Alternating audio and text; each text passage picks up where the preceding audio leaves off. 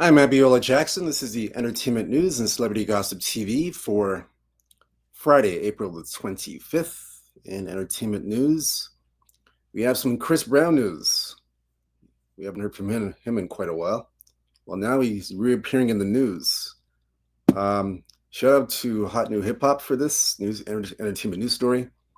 So, Chris Brown's accused of depicting his self proclaimed wife as a stalker in a new lawsuit. So, the woman in question here, who's suing Chris Brown, Uh, her name is Angela Relford. Well, she was on a podcast last year in November to discuss this.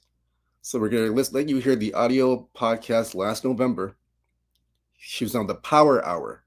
We'll let you hear this audio podcast, and then we're going to show you the video, the recent video that she did, that she put up on her Instagram afterwards. So we'll get to this right now. Just hold on.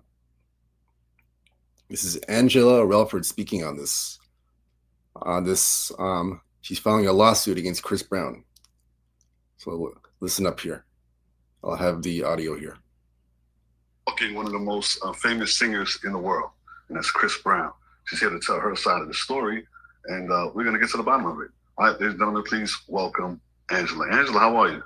I'm good, and yourself? I'm doing pretty good, Thank you so much for joining me on the show today. Now, you've been all over social media accused of stalking Chris Brown. I would like to hear your side of the story. Okay. Well, first of all,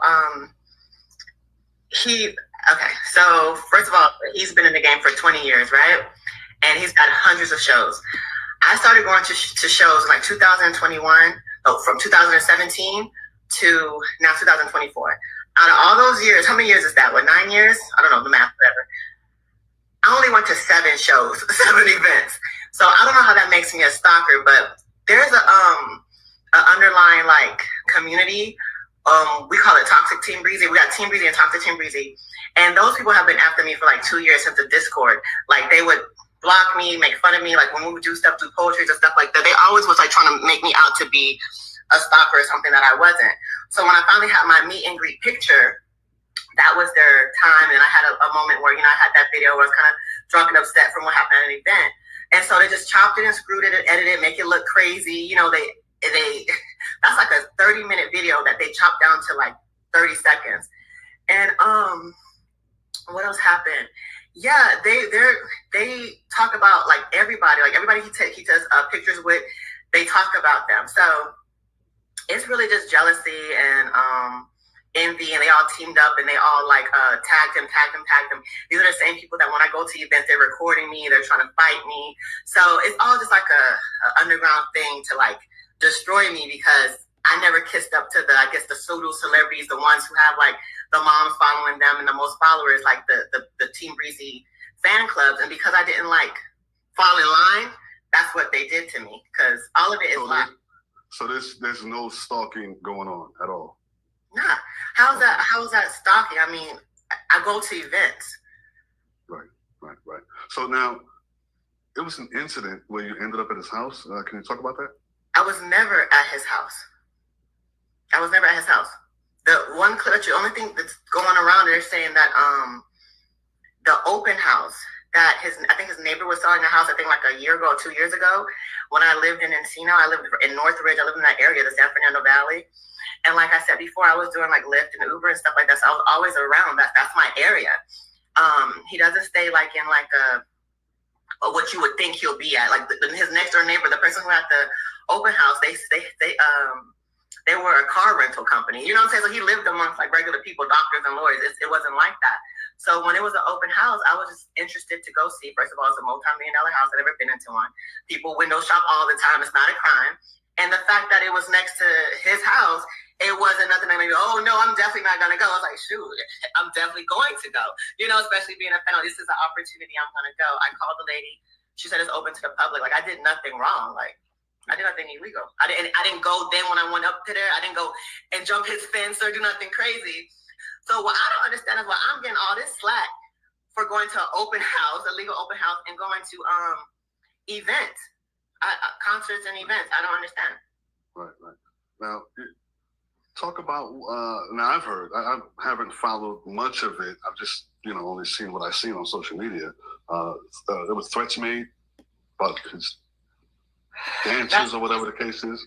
No, and I sent you the unedited video. Like I said, that video is like 30 minutes long. Okay. Throughout the video, I'm talking about a lot of stuff. I had just went to an event July 5th at the Dome, and like I was humiliated. Like they treated me, not really him, but like the crowd, just the environment.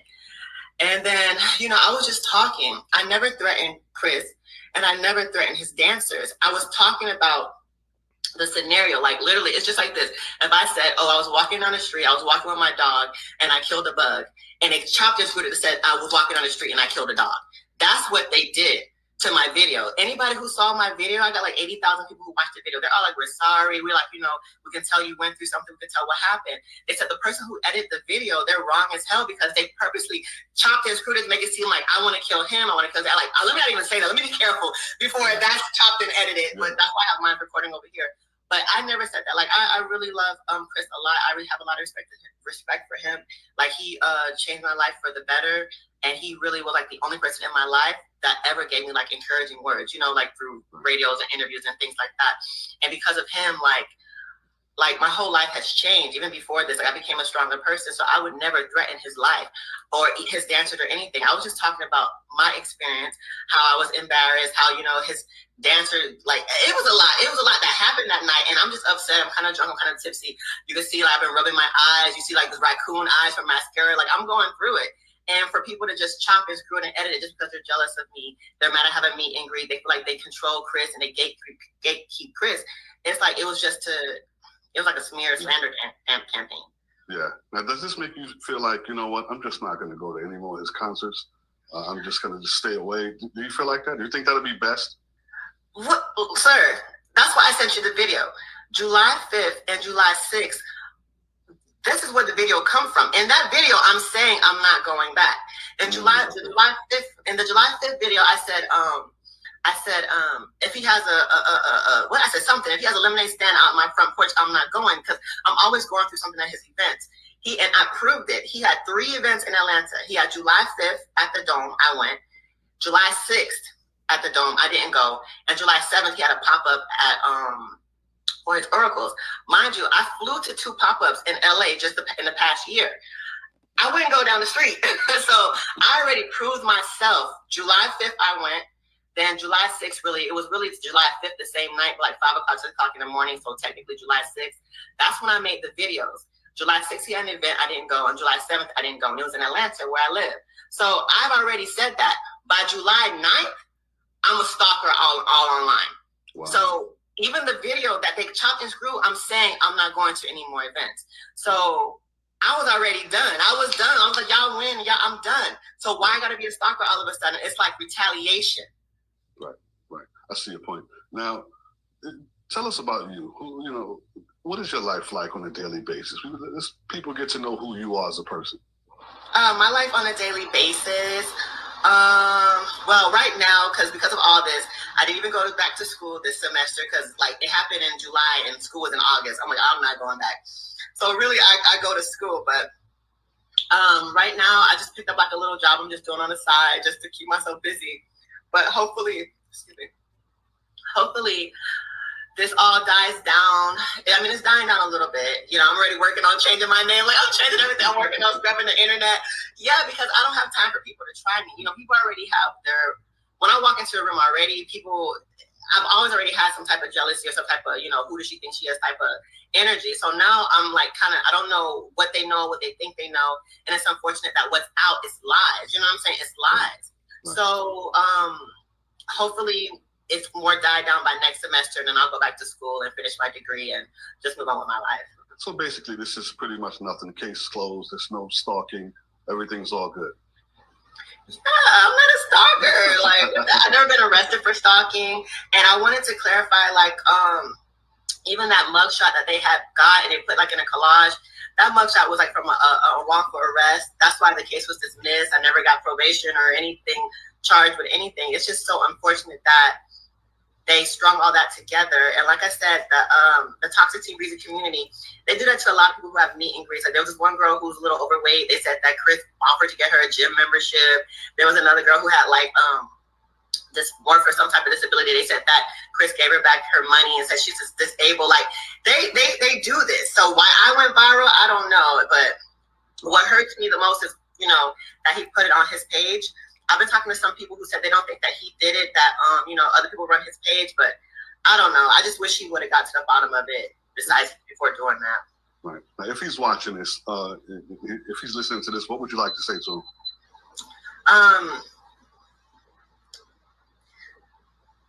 He was like a hero to me, and he really saved my life. He really did.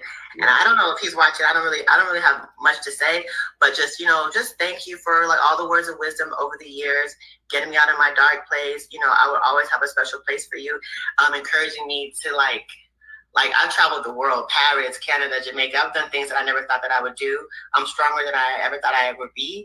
And, you know, all I can just say is thank him for that. But I'm good. You know what I'm saying? I'm straight. Right. Now, when you say, and I don't know if you want to talk about this or not, but when you say you were in a dark place, you want to talk about it, or that's something you want to? Yeah, I'm going to talk about it. It was mostly like 2015. I was in between like postpartum depression, as well as like had a lot of stuff going on in my marriage. I was married at the time, and it was hard. It was hard, and I would just be in a dark room, like really a dark room, shades.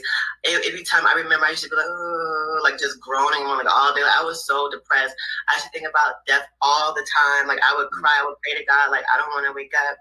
And then it was a day where he came on my TV. I think that thing was happening when he had his baby and he was breaking up with his ex-girlfriend, and he was on Wendy Williams. And she was like, look at him. Like, look. And I looked at him, and I like saw his eyes, and I like saw the sadness in his eyes or whatever. And then I just kind of like was focused on him for a little bit, and I started like looking him up and like listening to his interviews and stuff like that. And then he was saying things, what got me, the words that got to me was like, he was talking about how people don't really know what they're talking about. You know what I'm saying? It's like, you don't have to listen to people. I think he was talking in reference to Cardi B. I think at that time was when she was like really blowing up. And he was like, you know, how many people you think told her she wasn't going to amount to anything or be anything? And I was listening to that because that's all I heard all my life. All I heard all my life was, you know, negative things about me, negative things about my appearance, everything. I always heard just that I was nothing and never going to amount to anything. And then so that statement resonated with you, right? Yeah. And then that's when I started on a rabbit hole. And he had other videos where he talked about people who project, like they're when they say something to you, they're really projecting, they're really looking at a mirror. So he gave me words of wisdom that nobody was giving me, you know, even through the TV, through the fourth wall, or what have you. And so when he said that, it just made me think, like, you know what, people really don't know what they're talking about. When he was just like, you know, don't worry about what people see. And I look at him like he's a great person, like singer, dancer, football player, he does everything perfect. Yeah. Yet he does, right? He does everything perfect. He does. Yeah. But yet he still to this day is getting shut out, and you can't do this and you can't do that. He like, you know, so that's why I just read. That's what it was. That was the frequency and the vibration. Like, you know, if he can do it with the whole world on his shoulders, and he's perfect at everything, and he still has people putting him down, I can do it. You know what I'm saying? I can make it. And I made it. Like, I'm so much better now. I'm so much better now than what I was in 2015. Like, I'm telling you, like, I thank God. I thank God for Chris, because I promise you, I don't think I would be here. Wow. Like, if it wasn't for those words. Well, I want to say shout out to Chris Brown, man. He is an amazing talent, man, and you know, good music and everything. I'm glad you're not a stalker. I'm glad you're not in that headspace to where you want to harm anyone. So that's a good thing. So we can put all of that to bed. And, you know, I want to thank you for joining me on the show today, clearing up. Well, that's the audio version of the Power Hour, November 2024 interview. That was last year, November. So we go from that to this. We go from that to this in an Instagram video. Andrea Relford has another. She basically claims that the girls in Chris Brown's video look like her. So let me hear what she has to say. This one's pretty bizarre. Listen, this is the video, the Instagram video. Listen to this one.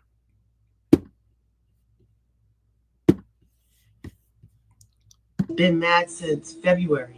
And Chinese New Year was wearing red, and Luck of You Buck came on. I guess I got the club crunk, but I'm just being myself. God damn, I'm not competing with you. I'm not trying to be a better dancer than you, Miss Professional Dancer who dances for Chris Brown and Beyonce. I'm not trying. I haven't been in professional school. I'm not a backup dancer for a celebrity. I'm just fucking, oh, this song is good. Let me get up and dance. And she want to get up and dance and she put a microphone to her ass. You can hear it clap. I'm like, bitch, you've been waiting for this moment? Like, she's a loser. They're fucking on my nerve. I was like, I'm tired of this shit. I just not. I'm so happy, boy. I see why people get guns and run up in the motherfucking dog. I kept looking at everybody. I was remembering everybody's face. Man, wait till I get my money right. I don't care what I gotta do. If I gotta join a gang, if I gotta do some mob shit. You hear that one? They said that Chris Brown's stalker makes threats against his dancers and crew. So so I guess the audio that we played before, she denies doing any of that stuff, but now I guess Chris Brown is labeling her like that. But as we read further on into this, we look into this further.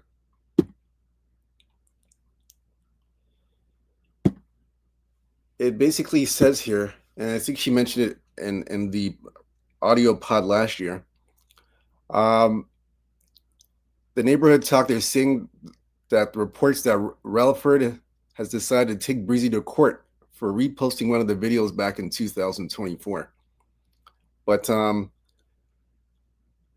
I guess according to her, it may have been one of Breezy's handlers who looks after the I guess his website or what have you, or his Instagram or what have you.